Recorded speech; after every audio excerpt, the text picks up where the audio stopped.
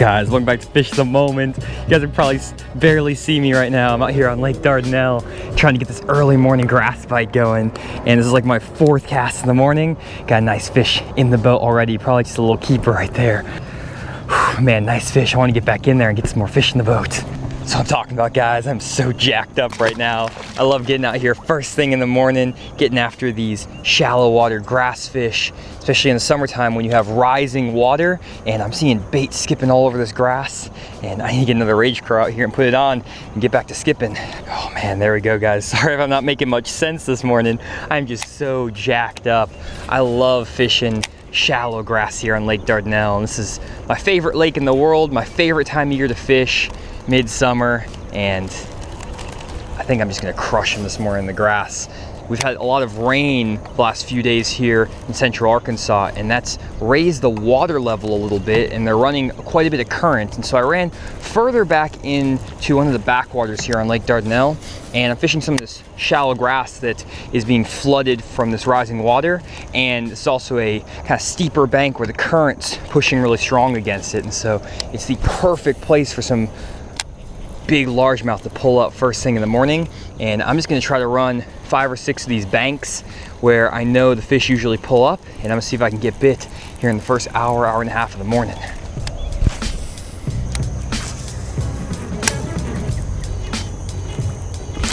Got him. Another one right there, just another little guy.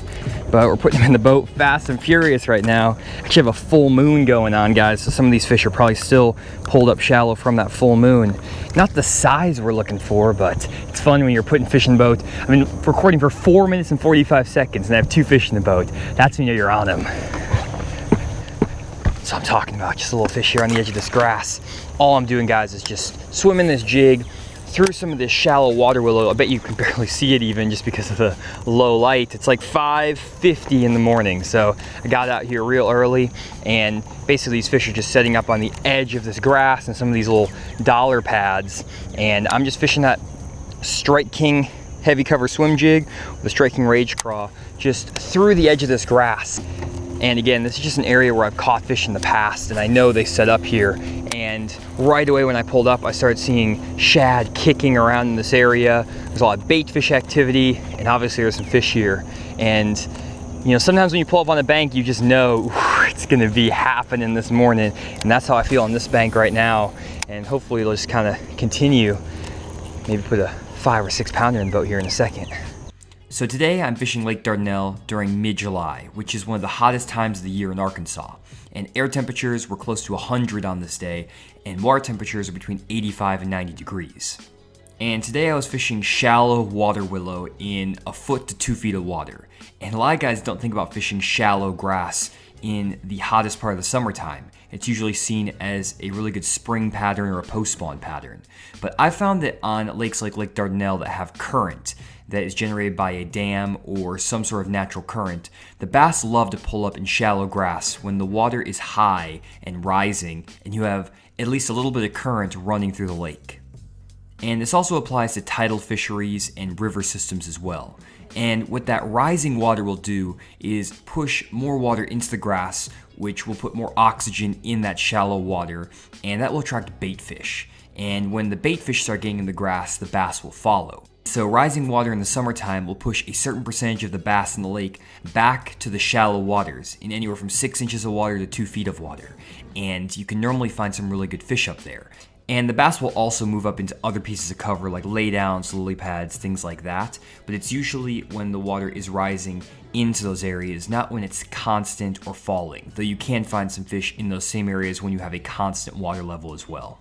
So some of you guys may be wondering, how did you know that Lake Dardanelle was rising before your fishing trip? Obviously I couldn't make the decision to fish the shallow grass if I didn't know the water was rising. And one thing I do before every single fishing trip on a river system or any sort of lake that has dams on either side that generate current is I'll go to the Corps of Engineers website for that lake. And you can usually find the current generation schedule, the current elevation of the lake, and the dam release by hour. And here's a quick schedule that I took a screenshot of right after I caught these fish the morning of this fishing trip. And if you look, the water rose about a half a foot in a 24-hour period here on Lake Dardanelle. And that put a lot of fish up in the grass, and you'll see here in a second that I catch a lot of fish first thing in the morning because that water rose and put those fish shallow. So rising water is one factor that will push more bass shallow in the summertime, but current also plays a pretty important role. And if you fish river systems or tidal water fisheries in the summertime, if you get some strong rains and get some strong currents as a result, a lot of times these bass will push up into the shallow cover really well. And you can catch those fish in 6 inches of water up to 2 feet of water all summer long if there's that good current. And the reason those fish will pull up onto the bank when there's strong current is that the bait fish are trying to escape the current by getting behind pieces of shallow cover. And when that current's really strong, the bait doesn't want to be swimming out in the open and getting swept up by the current, and the bass will follow to ambush those bait up into the shallow water. And in addition to positioning the bass in shallow cover, the current will also position these bass on the outside edge of the cover, which makes them very easy to target with moving baits like a swim jig, a buzz bait, a spinner bait, and things like that. And the reason that these bass will position on the outside edge of the shallow cover when there's current is because the current is going to bring bait fish by the edge of the shallow cover, whether that's grass, lily pads, laydowns. And the bass are going to sit on the outside edge around irregularities like points and turns and ditches in the grass so that they can jump out and ambush any shad that are getting brought by the edge of that shallow cover. And this makes it a lot easier for us fishermen to catch fish in the summertime because that current will push the fish to the outside edge of the cover, and we don't have to worry about covering the entirety of a lily pad field, all of the shallow water willow down the bank, or even pitch every inch of a laydown. We can just focus on the outside edge of those pieces of cover and fish moving baits like a spinner bait, a buzz bait, a crankbait, a swimming jig, and you can be a lot more efficient and put a lot more fish in the boat because of these conditions. So because I knew the lake was rising and that there was current, I knew these bass were going to be pulling up into the outside edge of this shallow grass. And normally this bite doesn't last for more than about an hour or two in the morning in the summertime. And so I tried to run as many banks as I could as quickly as possible and fish the outside edge of that grass with a moving bait like a swim jig. And I'm trying to find an active group of fish that have pulled up into this grass. Okay, so I'm fishing down another stretch of bank and I'm not seeing nearly half as much of the bait fish activity I saw on the first stretch where I caught those two.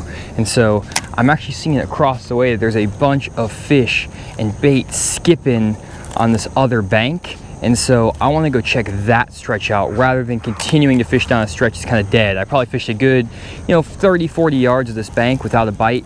And this is a stretch I caught fish on before, but I just don't see the bait fish activity. It just doesn't look nearly as good. And when you only have a limited time to catch fish first thing in the morning, especially when that low light conditions are setting in, you need to stay on the most productive banks possible. And one of the best ways to do that is just use your eyes visually to identify the stretches where you see shad and stuff popping.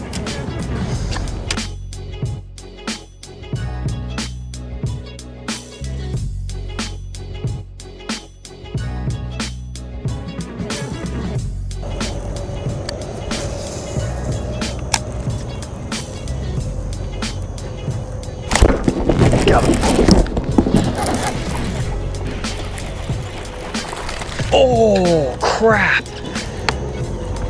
That was a good one, guys. It's a 3-pounder right there. Just came off.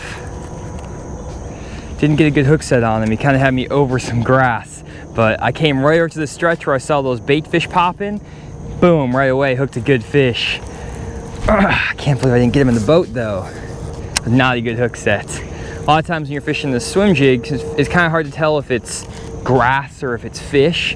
And so sometimes you have to just kind of set the hook a few more times than you would like just to make sure. But I should have set the hook on those because that was definitely a good one. That was what I was looking for up in the grass. Normally when I'm fishing up here in the mornings, I can try to normally get 1 or 2 good bites, with 1 or 2 3-pound bites up here in the morning just to kind of get my day started, especially in the summertime. And again, just looking for places where I can see shad activity and, really not that worried about the depth up there. It's like a foot of water right now. But you can see there's all kinds of bait and stuff just skipping around through here. So it's a good active stretch. I just need to put them in the boat and not miss them all. Go. That fish crushed it on the surface. Not a good one, but our keeper here. I'm getting all the little guys, no problem. Then the big ones are getting away, but still fish. That fish is up in about 6 inches of water, guys. And we're fishing here, it's like 95 degrees during the day, mid-July. But when you get this rising water and you get this full moon, I don't know if you can see it in the sky, it's right behind us actually, you can catch some of these fish up super shallow. And I'm just fishing, again, the edge of this grass. Nothing that special, but what I'm focused on are places where I can see the shad activity. And so instead of using Navionics, instead of using all the potential other tools I might have at my disposal, I'm just using my eyes. I mean, I just see like a 2-pounder blow up in the pads over there. And if you look, I mean, this is the water depth. Like that. That's all we're in. I'm digging up mud, super shallow, but they're just crushing this swim jig. And so a lot of times, don't worry too much about exactly the depth of the water, things like that, especially when you're fishing up shallow. If the bait's up there, the bass are going to be up there too. So just again, what I'm throwing here is a Strike King Hack Attack heavy cover swim jig. Just putting a Strike King Rage Craw on it, tearing off 2 sections, and this thing has a nice little wire keeper on it. I'm just feeding that Rage Craw up on top of it, and this is one of the best baits in the mornings around grass to just get a lot of bites. And you also get good bites like the one I lost earlier, and I caught a lot of 5 and 6 pounders in this bait, but it also will just put keepers in the boat, which is pretty useful. Let me get this keeper going. I just busted right in front of me. Come eat it, fish. Of course.